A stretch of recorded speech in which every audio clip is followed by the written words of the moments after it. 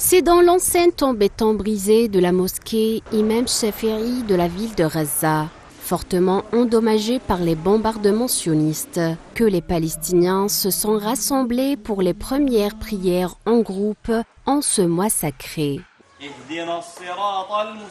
Fadi Al-Rafati, l'un des fidèles qui a assisté aux prières dans cette mosquée endommagée, est heureux, mais en même temps préoccupé par les conditions dans lesquelles il se retrouve à faire la prière, lui et les autres fidèles. Je suis heureux de retourner à la mosquée, mais aujourd'hui les mosquées sont détruites et ne sont pas adaptées à la prière. Comme vous pouvez le voir, les conséquences des bombardements avec des missiles et des obus sont très visibles et avec la pluie qui tombe, les gens sont mouillés. Malgré les conditions météorologiques défavorables et malgré l'état délabré de la mosquée, ces fidèles palestiniens ont relevé le défi et ont fait leur prière en groupe en ce ramadan, dans ce lieu religieux que l'occupant sioniste voulait réduire en cendres.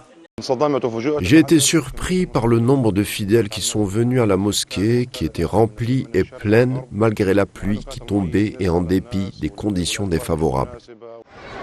Lors du ramadan dernier, le génocide sioniste faisait rage sur Gaza. Cette fois, un cessez-le-feu fragile est en place depuis la mi-janvier, même si son avenir est incertain. Depuis dimanche, l'entité sioniste interdit l'entrée de nourriture, de carburant, de médicaments et d'autres fournitures à Gaza pour 2 millions de personnes, exigeant du Hamas qu'il accepte un accord révisé.